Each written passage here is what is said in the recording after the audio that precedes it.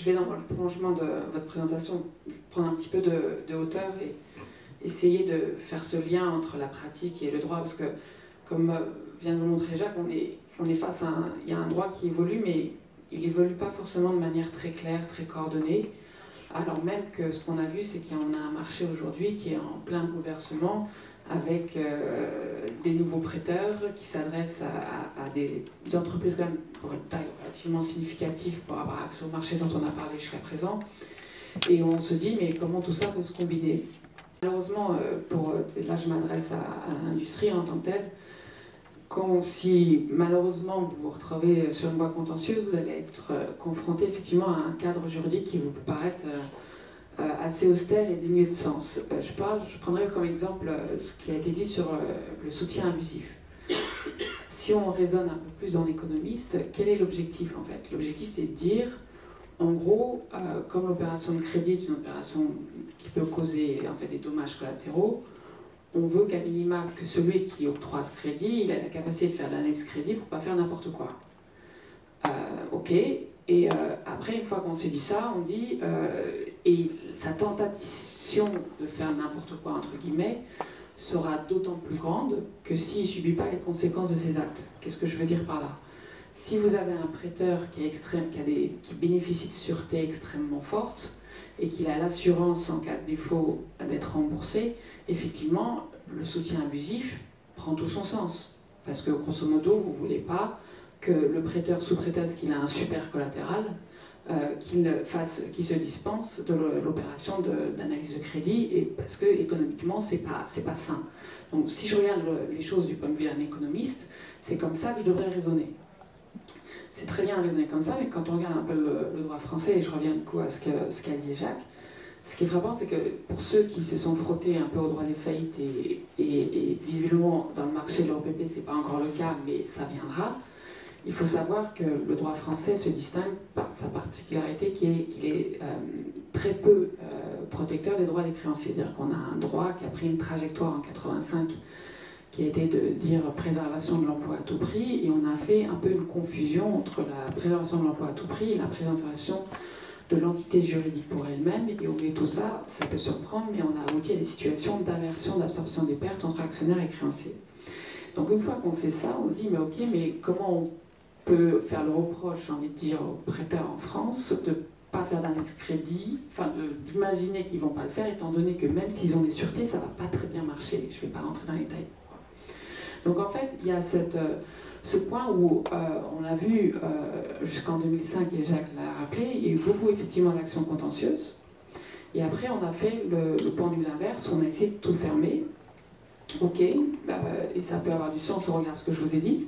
C'est-à-dire en se disant finalement les banques vont faire leur travail d'analyse crédit, mais en même temps il s'est développé sur le marché du distress des nouveaux types de sûreté qui ont pour effet donc des nouveaux collatéraux qui ont réussi en fait à échapper à la procédure collective. Et c'est typiquement la fiducie, on en a parlé en première table ronde, où là, concrètement, le cadre juridique que je vous rappelais à l'instant, qui est de dire en gros le droit des faillites n'est pas protecteur du tout des prêteurs, on arrive en fait, la pratique arrive à contourner, et là du coup se pose tout à fait la question de savoir, dans ces circonstances-là, est-ce qu'on le prêteur qui a l'assurance du coup de récupérer sa mise parce qu'il va mettre en place, grâce à David ce matin, une superbe fiducie, est-ce que du coup est-ce qu'il est légitime de devoir dans certaines circonstances mettre en jeu sa responsabilité? Et c'est sous cet angle, à mon avis, qu'il faudra analyser, pardon, parce que le micro est toujours avec moi,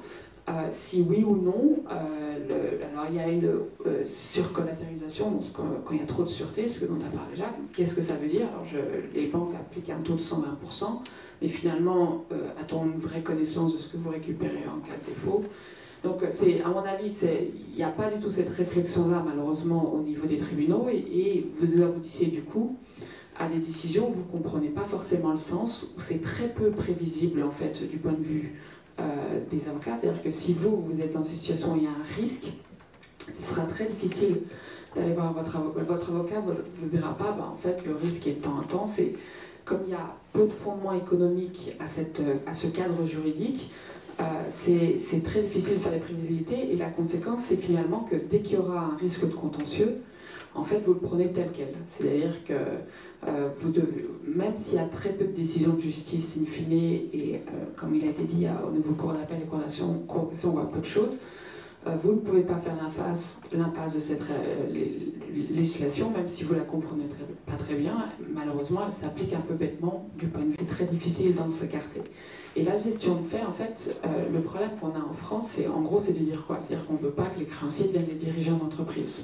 Okay, mais néanmoins, on peut se dire que quand il y a beaucoup d'endettement, c'est-à-dire que le ratio endettement fonds propres est important, il n'est pas, ça a du sens économiquement que le pourvoyeur de crédit fasse attention à ce que fait l'entreprise, parce que si le dirigeant obéit à ses actionnaires, il peut y avoir un intérêt, un désalignement d'intérêt. Et c'est tout l'intérêt en fait des covenants financiers qu'on insère dans les produits financiers. Donc ça, c'est l'idée de base en disant que le dirigeant, que le créancier n'a jamais son mot à dire, et pas forcément cohérente du point de vue même de l'intérêt de l'entreprise. Mais une fois qu'on a dit ça, le problème qu'on a en France, et il faut le savoir, c'est que sur l'idée de dire qu'il y a une responsabilité de fait des créanciers, et typiquement ça engage une responsabilité en insuffisance d'actifs en cas de liquidation, fait que grosso modo, on va appliquer, on va coller ça au régime de la responsabilité des dirigeants. Et il faut savoir en France que, contrairement à d'autres pays, on est dans un système où les critères de responsabilité, c'est objectif. C'est-à-dire, est-ce qu'il a fait une faute? Est-ce que... Et en plus, c'est une appréciation a priori par un juge qui n'est pas forcément... qui n'a pas forcément la qualité pour, mais est-ce que s'il a mis une faute, est-ce que le juge va penser il a fait une faute, elle est à l'origine de l'aggravation du passif, donc je condamne. Et c'est sur ce principe même que le prêteur peut, en tant que dirigeant de fait, se voir sa responsabilité engagée. Et si vous prenez l'exemple par exemple aux États-Unis, vous avez le critère de la business judgment rule, c'est-à-dire on va se dire est-ce que financièrement, est-ce que finalement, est-ce qu'il a... On ne peut pas juger comme ça des affaires parce que c'est trop dur. La conduite des affaires, et c'est très difficile de dire a posteriori. Et la seule question qu'on doit se poser, c'est est-ce qu'il a violé une obligation de loyauté qu'il devait à ses créanciers, à ses actionnaires? Est-ce qu'il y a une intention vraiment de porter atteinte? Donc il y a un élément subjectif. Et ça, on n'a pas en France. Et c'est ce qui fait que sur ce genre de contentieux, en fait, même si dans les faits, il n'y a pas énormément de condamnations à ma connaissance, dès qu'il y a un risque, on est obligé, nous, avocats, déjà de mettre en garde sur les conséquences du risque, et même en amont, vraiment d'avertir les prêteurs sur le fait qu'il ne faut pas prendre le risque de donner l'impression de s'immiscer, parce que malheureusement, ce sont des causes de responsabilité mécanique. Voilà ce que je voulais vous dire sur l'aspect purement responsabilité quand la société opère la Farouche. Avant de passer la parole à Farouche, je ferai un dernier commentaire par rapport à ce qui a été dit précédemment avec le développement des banques sur des petits prêteurs. Moi, de ce que je comprends, mais je ne suis pas une experte et beaucoup moins, surtout que Fabrice, mais de ce que je vois à la fenêtre, c'est qu'il n'y a pas eu encore ce test de réalité de toutes les émissions.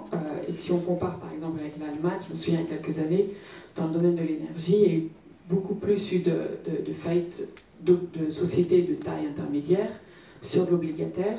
Et on s'est aperçu que c'était extrêmement difficile à gérer. Moi, ce que je peux vous dire simplement en tant qu'avocat, c'est que nous n'avons pas aujourd'hui, nous ne réalisons pas les conséquences du développement au marché obligataire au moment des défauts.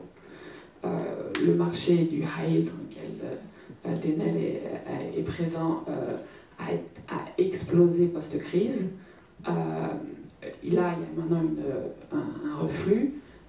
On commence à avoir les premiers dossiers à Paris dans lesquels il y a des émissions high yield qui sont en jeu. C'est extrêmement difficile quand vous avez un droit des faillites qui n'est pas très efficace pour gérer ça. Voilà ce que je pouvais vous dire sur le plan fait.